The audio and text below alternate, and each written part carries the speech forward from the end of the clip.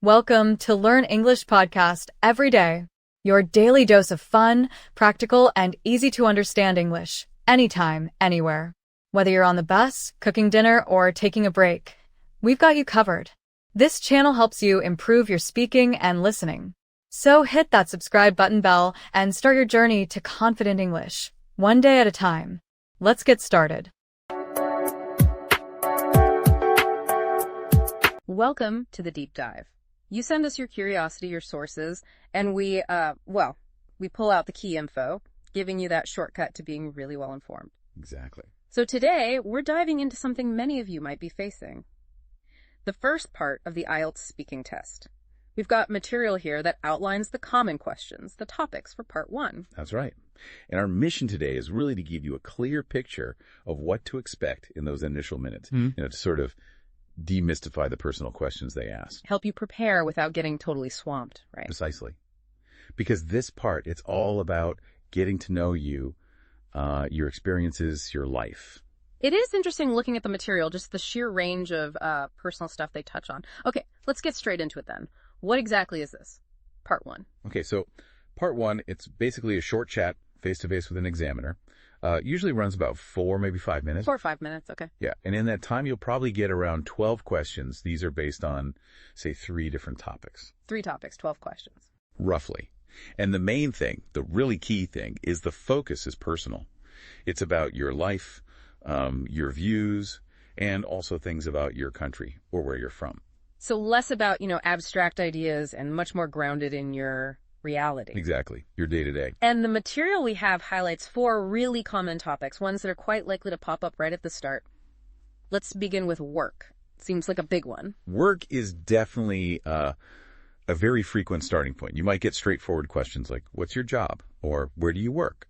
Pretty standard stuff. Right. But then they might dig a bit deeper, Ask why you chose that job. Or maybe, is that job common in your country? So it's not just facts, it's also your reasons, maybe a little context about the job market back home. Exactly. It's a chance to explain your choices briefly, and they're definitely interested in your feelings about it too. Asking things like, do you enjoy your job? Or about your colleagues. Yeah, how are your relationships with colleagues? Things like that. They're checking if you can talk about everyday stuff, express feelings naturally. Makes sense. And specific experiences might come up too, like, what was your first day like? Yeah. Or, what are your main responsibilities? Okay. And future plans seem to be part of it as well. Oh, definitely. Questions like, would you change your job if you could? Yeah. Or do you plan to stay in this field? That kind of thing. So it covers past, present, future, your opinions. It lets you show off different tenses and vocabulary, I guess. That's the idea. It assesses quite a bit in a short time. Okay, clear picture for work. Now, the next really common one is study. And looking at the questions, it feels quite similar in structure, doesn't it? It really does mirror the work topic quite closely. For study, you'll likely hear, what are you studying? Where do you study? The basics. The basics. And then the why again. Why did you pick that subject? Or its popularity? Is it a popular subject where you're from? And again, your personal take on it. Do you like it? How are your classmates? How do you get along with classmates? And yeah, similar questions about the start. What was your first day like? Or the core elements, what are the key aspects of your subject? And the future angle is there too. Plan to work in the field. Would you change subjects if you had the chance? Yes.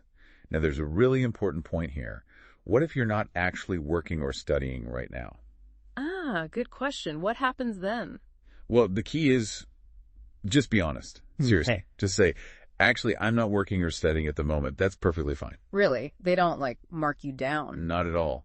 The examiner will just smoothly switch gears. They'll pivot to questions about your home or perhaps your hometown instead. Oh, I see. It's not about judging your life situation, It's just about finding a topic you can comfortably talk about. Flexibility. That's actually really reassuring to know. Honesty is the best policy then. Okay, let's talk hometown. The material makes a point of defining it not where you were born necessarily, but where you spent most of your childhood. Yes, that's a useful clarification. And the questions here, they often explore your connection to that place, your feelings about it. So things like, where is your hometown? Obviously. But also, do you like it? Right. Or how often do you go back? And just a general description. What's your hometown like? It seems they also ask about its character, maybe its history. What's the oldest part? or its appeal to outsiders. What could a tourist do there? Exactly. And your opinion on it now, like how could it be improved or how it's maybe changed? Has it changed much since you were a kid? Right, comparing past and present. They're trying to get a sense of your relationship with the place. Yeah. Even practical things might come up. Like transport. Yeah. Is the public transport any good? Or maybe social aspects, like is it a good place to raise kids, do you think? Stuff like that touches on infrastructure, community. Okay, that covers hometown. And the fourth really common one is simply home, which sounds like it's more about your current place. Exactly. Home is about where you live now. So expect the basics. Where do you live? Is it a house or an apartment? Who you live with. Size of the place. Yep. Who do you live with? Does it have many rooms? And they might get a bit more personal too. Oh, like what? Like, what's your favorite room? Or even, how are the walls decorated? Interesting. Decorations. Okay, and again, Yeah, the change and future questions pop up. they do. What would you change about your home? Do you plan to keep living there? And questions about the area around you. Ah, the neighborhood. What facilities are nearby? What's the neighborhood like? Right. And sometimes they broaden it out a bit, ask about national trends like, is it common for people in your country to live in houses? Okay, so work, study, hometown, home. These seem to be the big four anchors. That's a good way to put it. You can see the pattern, right? Okay. Part one really anchors the chat in your personal world, job, studies, where you grew up, where you live now. Yeah, they're universal things. Exactly. Things most people can talk about. It gives the examiner a solid base to, assess your basic communication. Definitely. But looking at the list here, wow, there are way more potential topics than just those four. It's quite extensive. Oh, absolutely. While those four are very, very likely, especially at the start, the examiner can definitely bring in other subjects. So you need to be ready for, well, almost anything related to your life. Pretty much. Having that general ability to chat about different parts of your life is really valuable here. Right. Let's maybe pick out a few others just to get a feel for the range. How about art? What kind of questions come up there? Okay, art. You might get asked, are you good at art? Maybe, did you do art at school? Also, what kind of art do you like? So, personal skill, experience, preference. And also broader things, like is art popular in your country? Or have you ever visited an art gallery? Even should kids visit galleries? Huh. So it goes from your own drawing skills to like cultural policy almost. Sort of, yeah. It opens doors to talk about preferences, education, cultural trends. When they ask if it's popular, you can talk about what kind of art is big in your culture, maybe why. It lets you handle slightly more abstract ideas. I see. Okay, another one. Bicycles. Seems simple enough. Yeah, pretty straightforward questions usually. Do you have a bike? How often do you ride it? Maybe a past memory. How old were you when you learned? Right. But also, are bikes common transport where you live? An opinion? Should more people use bikes? Ah, so even with bikes, it can touch on habits, the past, but also bigger things like transport, health, the environment. Precisely. Even a simple topic lets you show a bit more range, maybe talk about societal things if it comes up naturally, and use some descriptive language. Okay. What about something really personal like childhood? Yep, that can come up. Questions like, did you have a happy childhood? Oh.